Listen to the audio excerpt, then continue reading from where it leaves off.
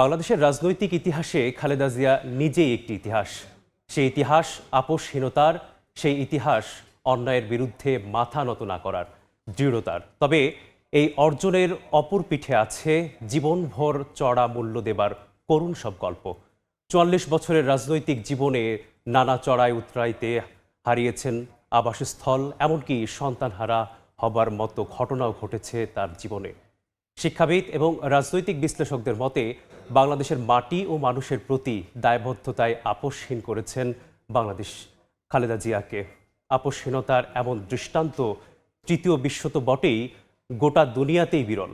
বেগম খালেদা জিয়ার আপোষহীন সংগ্রামের খানিকটা গল্প তুলে ধরছেন হাসান ওয়ালি।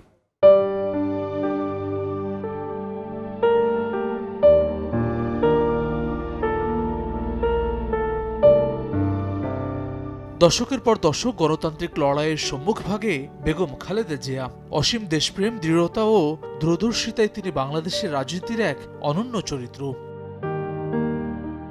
গৃহবধূ থেকে রাষ্ট্রনায়কে উত্তরণের এই পথে চাপের কাছে নথি স্বীকার না করা এক সংগ্রামী ব্যক্তিত্ব। গণতন্ত্র, মাটি ও মানুষের প্রশ্নে আপোষহীন এই নেত্রী 4 দশকের পথচলায় হয়ে ওঠেন জাতীয় ঐক্যের প্রতীক। তার নামের সঙ্গে 90-এর দশকে জুড়ে যায় আপোষহীন শব্দটি। 81-30 মে রাষ্ট্রপতি জিয়াউর রহমান নিহত হওয়ার পর 82-তে জিয়ার হাতে গড়া দল বিএনপির হাল ধরেন বেগম জিয়া। সহজাত দৃঢ়তায় স্বৈরাচার এরশাদ বিরোধী আন্দোলনে নেতৃত্বের আসনে আসীন হন বেগম জিয়া।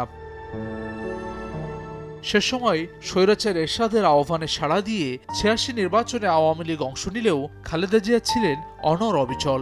সেই দৃঢ়তা পতন ডেকে আনে এরশাদের। সব সমীকরণ পাল্টে দিয়ে খালেদা জিয়ার নেতৃত্বে বিএনপিকে ক্ষমতায় আনে দেশের জনগণ।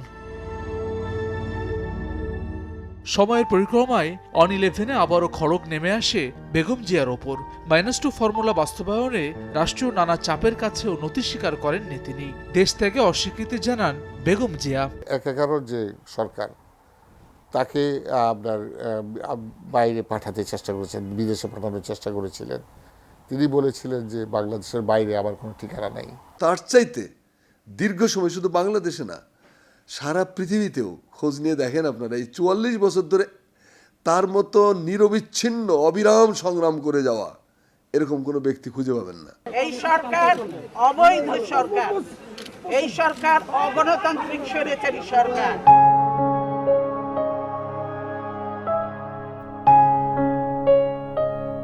খালেদা জিয়ার আপোষহীন সংগ্রাম অন-11-এ শেষ হয়নি। ভোটবিহীন ক্ষমতায় জেকে বসা শেখ হাসিনার পতন এবং গণতন্ত্র প্রতিষ্ঠার সংগ্রামে নেতৃত্ব দিয়েছেন তিনি।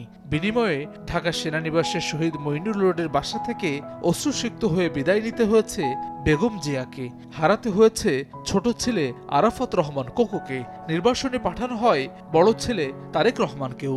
উন্নত চিকিৎসা বঞ্চিত রাখা হয় বছরের পর বছর। আর সব বাদ দিলেও রাষ্ট্রের সিনিয়র এই সিটিজেনকে অন্যায়ভাবে কারাগারে রাখা হয় দীর্ঘদিন।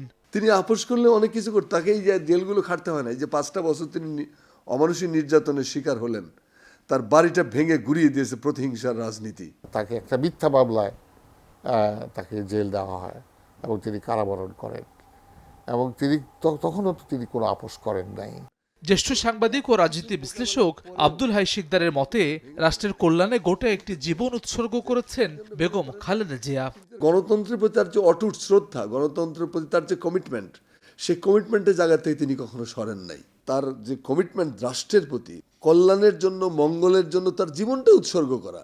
ঢাকা বিশ্ববিদ্যালয়ের সাবেক এই উপাচার্যের মতে জাতীয়তাবাদের দর্শনই আপোষহীন করে তুলেছে খালেদা জিয়াকে, যা তৃতীয় বিশ্ব তো বটেই, সারা বিশ্বে বিরল, অনন্য।